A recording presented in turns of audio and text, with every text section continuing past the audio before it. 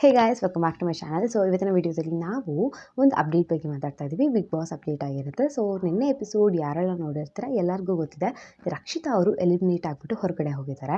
So ಇವರ elimination process ಕೂಡ ಅಷ್ಟೇ ತುಂಬಾ ವಿಯರ್ಡ್ ಆಗಿತ್ತು. ಯಾಕೆ ಅಂತಂದರೆ ಸುಮಾರು ರಾತ್ರಿ 3:30ಗೇನೋ ಅವರು ಮನೆ ಒಳಗಡೆ ಬಂದಿದ್ದು, 4:30 ಅನ್ನೋಷ್ಟೊತ್ತಿಗೆ ಎಲ್ಲ ಅವ್ರನ್ನ ಎಲಿಮಿನೇಟ್ ಮಾಡಿಬಿಟ್ಟು ಮನೆಯಿಂದ ಹೊರಗಡೆ ಕಳಿಸ್ತಾರೆ.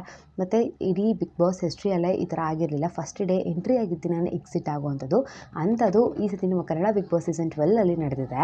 ಸೊ ರಕ್ಷಿತಾ ಅವರು ಅದು ಯಾವುದೇ ವೋಟಿಂಗ್ ಬೇಸಿಸ್ ಮೇಲೂ ಅಲ್ಲ, ಮನೆಯೊಳಗಿರೋ ಒಂಟಿಗಳು ಅವರೆಲ್ಲ ಸೆಲೆಕ್ಟ್ ಮಾಡಿ ಅವ್ರನ್ನ ಔಟ್ ಮಾಡಿರೋವಂಥದ್ದು.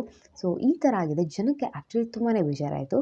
ಅಲ್ಲಿ ರಕ್ಷಿತಾ ಅವರು ಅಂತ ಅಲ್ಲ, ಬಟ್ ಯಾರೇ ಆಗಿರಲಿ ಆ ಸ್ಥಾನದಲ್ಲಿ ಬಿಗ್ ಬಾಸ್ ಮನೆ ಒಳಗಡೆ ಬಂದು ಜಸ್ಟ್ ಒನ್ ಡೇ ಅಲ್ಲಿ ಮಾತ್ರ ಔಟ್ ಮಾಡೋದು ಖಂಡಿತವಾಗ್ಲೂ ಎಲ್ಲರಿಗೂ ಬೇಜಾರಾಗುತ್ತೆ.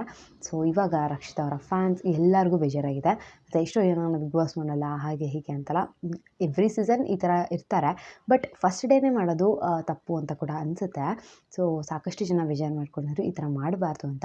ಬಟ್ ಇವಾಗ ಬರ್ತಿರೋವಂಥ ಅಪ್ಡೇಟ್ಸ್ ಪ್ರಕಾರ ರಕ್ಷಿತಾ ಅವರು ಎಲಿಮಿನೇಟ್ ಆಗಿಲ್ಲ.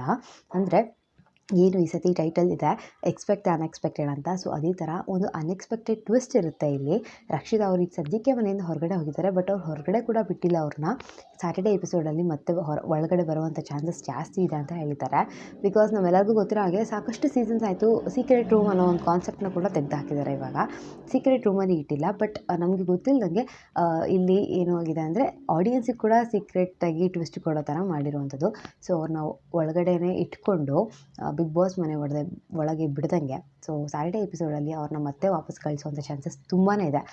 ಸೊ 90% ಚಾನ್ಸಸ್ ಇದೆ ಅವ್ರನ್ನ ಮತ್ತೆ ಮನೆ ಒಳಗಡೆ ಕಳಿಸೋದಕ್ಕೆ. ಯಾಕೆ ಅಂತ ಅಂದರೆ ಒಂದೇ ದಿನಕ್ಕೆ ಕರ್ಕೊಂಡು ಬಂದು ಮತ್ತು ಈ ಥರ ಎಲಿಮಿನೇಟ್ ಮಾಡಿದ್ರೆ ಖಂಡಿತವಾಗ್ಲೂ ಅದು ಅವ್ರಿಗೆ ಕೂಡ ಅನ್ಫೇರ್ ಆಗಿರುತ್ತೆ.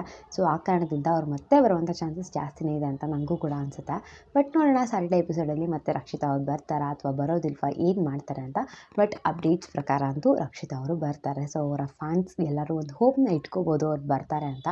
ಸೊ ಲೈವ್ ಅಪ್ಡೇಟ್ಸ್ ಆಗಿರಲಿ ಅಥವಾ ರಿವ್ಯೂಸ್ ಆಗಿರಲಿ ನನ್ನ ಚಾನಲ್ ಸಿಗ್ತಾ ಇರ್ತದೆ. ಸೊ ಪ್ಲೀಸ್ ಚಾನಲ್ಗೆ ಸಬ್ಸ್ಕ್ರೈಬ್ ಮಾಡಿ. ಮತ್ತೊಂದು ವೀಡಿಯೋದಲ್ಲಿ ಸಿಗ್ತೀನಿ. ಅಂಟಿಲ್ ದೆನ್ ಟೇಕ್ ಕೇರ್, ಬಾಯ್.